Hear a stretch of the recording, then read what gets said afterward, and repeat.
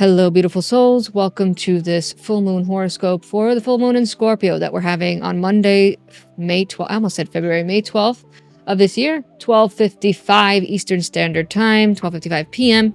to be more specific. So, as always, take that time differential into consideration when you're trying to figure out when exactly this full moon is happening for you. And as always, where is this happening in your chart, right? Look at your natal chart and how is this full moon transiting it. Where do you have 22 degrees of Taurus and Scorpio? And you'll know a little bit more about how this affects your natal chart. So Scorpio, yeah, this is the detective archetype, right? This archetype has a way of pulling apart the inevitable truth, more so than I think any other sign. So when we have a full moon in Scorpio, we can tend to be more open and more understanding and more, I guess we can succumb more to that truth, to more of that objective truth, but also honoring the subjective truth. Because Scorpio has a way of understanding and incorporating psychological penetration more than any other sign. Scorpio understands the layers and the complexity of life and of the soul and the evolution of that soul. That's why it's ruled by Pluto, right? So when we take that drive and that emotional focus and that high passion that comes from Scorpio and put it into honoring and reaching for more of those intense aspects of our lives that we may not have wanted to look at, because remember, this is Scorpio, so this is the darkest of the dark. This is blacker than the blackest of the abyss. So we look at things, especially because it's a full moon, and full moons illuminate things. They show us things that we have not seen all month, or for the last 6 months, or all year, depending on what cycle we're kind of dealing with or we want to look at, or even what's going to be presented to us for the next 2 weeks.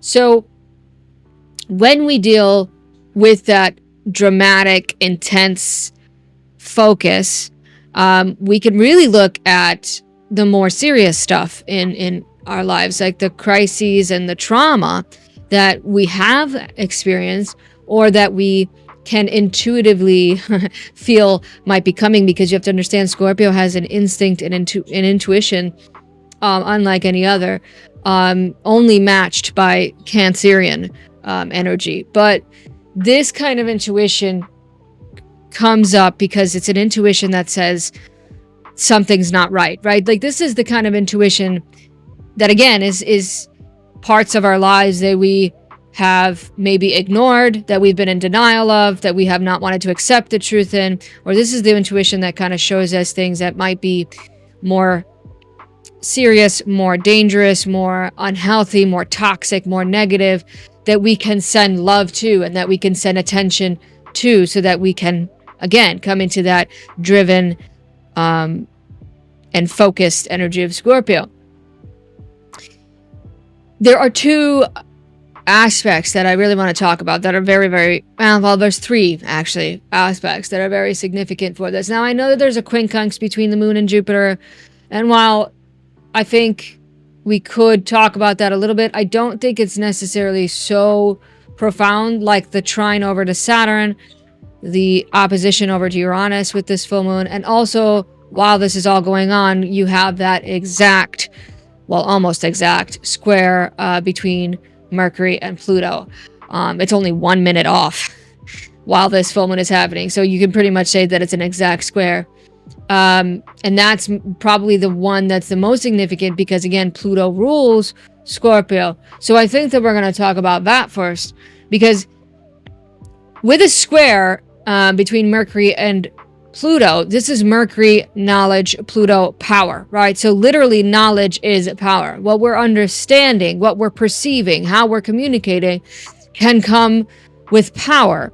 And our understanding of power itself, the power struggles in our life, what we're giving power to, what we're taking power from, and vice versa with other people, places, and things, right? Do you have something in your life, or a person in your life, or a place in your life that is taking power from you or giving you too much power and making your ego more powerful than your soul? Because Pluto, I always say it, right? It's the last one, okay? So he's the one that looks out into the rest of the universe. He's the one that sees all that darkness and all that potential. And it's Pluto, the god of Hades. So we access this underworld and this subconscious when Mercury is square Pluto. It's almost like Mercury being retrograde in Scorpio. So then we have, again, that connection back to this full moon in Scorpio. I also want to say, because it is Mercury, I think the power and the intensity and the drama that comes from language and communication is also key, because Pluto is death. So remembering that words can kill, words can create life as well. That power of life, death, and rebirth comes in with Pluto. So knowing that our words are as powerful as they can be, knowing that listening is also as powerful as it can be, comes in with that square between Mercury and Pluto. And it's a square. So what is it doing? It is forcing us by creating friction in our life. It's like that itch that you just can't seem to scratch, right? It's like that fly that's buzzing around in the house. That's actually a really good analogy there, because it's Mercury. So it's like that fly that's buzzing around in the house and you can hear it, but you can't find it and it's driving you crazy. That's a square. Okay, that's what a square does. It says, look at this, do this. And then especially with Scorpio, of us being forced to look at things that we don't want to look at. And then it's a full moon again of being forced to look at things that we don't want to look at. I can't say it enough about how significant this full moon is going to be when it comes to opening our eyes and opening our mind. So let's go to this trine between Moon and Saturn, because this is a beautiful aspect, because all of those things that have felt heavy, all of those things that have felt like long periods of suffering are and really just unwanted responsibilities become lifted. Okay, we feel a weight off of our back being lifted with a trine like this. We don't feel emotionally responsible for certain structures and routines, and we can just feel, I guess, we can feel more realistic with this. We can feel like we have a more realistic outlook on those needs and those habits, because it's the moon, right? So it's our needs, our habits, our subconscious mind, our home life, our domestic life. If you are a mother, how you operate as a mother, your relationship with your mother, all of those things kind of come into play when it comes to the moon. Your intuition, cycles, right? So there's cycles in our lives. So we get a more realistic outlook on that when we have a beautiful trine between the moon. I love a trine between the moon and Saturn, because we feel like we don't have to beat ourselves up. We have a stronger self-confidence. We have stronger self-preservation, more emotional maturity. We have a deeper sense of self-respect. We don't disrespect ourselves, and we honor ourselves and what we need. Again, it's the moon. What do we need? What do we want? What do we desire on a deep, deep level? Now, you also have the third thing that I want to talk about, this opposition between the moon and Uranus. So because that's happening, that means that what? Of course, right? Because this is a full moon. So if the moon is in opposition to Uranus, that means that the sun is conjunct Uranus, right? So this kind of aspect can be tricky, absolutely, because we can seesaw between the higher intellect of Uranus and the emotional intensity of the moon, especially in Scorpio, which is the king of intensity. So, or I should say the queen of intensity. So that seesaw can kind of let us experience that pull of the changeable, right? And especially because it's the moon. So while the moon honors cycles, and again, we have the now, we have the 2 weeks, the 6 months, and then the whole year, depending on what cycle we want to look at when it comes to the lunar energy. But it is the moon. What's going to happen for this full moon in Scorpio is going to completely be different the next day, right? It's a moon. It's constantly changing. So that push and pull between the intellect and the emotion, then having that urge of change, can be gone. So you have to remember that when we're going through that full moon in Scorpio, this urge to rebel, this urge to be different, to be unique, to be, eccentric, to be out there, to be weird, to be quirky, can be fleeting. So that's where that trine, it's why it's a really beautiful combination with the moon trining Saturn and the moon in opposition to Uranus, because those two can really complement each other very well. And we can take that seriousness and that maturity of that trine over to Saturn to balance out that rebellious energy of that opposition to Uranus. So I would definitely say also with that, I mean, it doesn't surprise me when we have an aspect like this during a full moon cycle where you have these unexpected surprises, and whether they be good or bad kind of is up to you, right?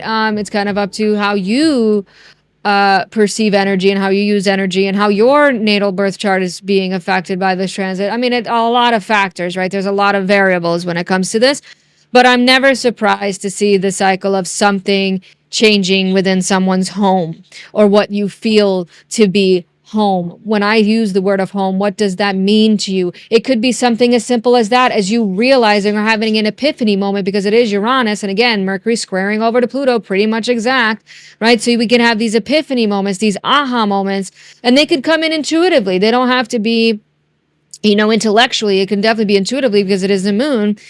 These aha moments of what home means to you.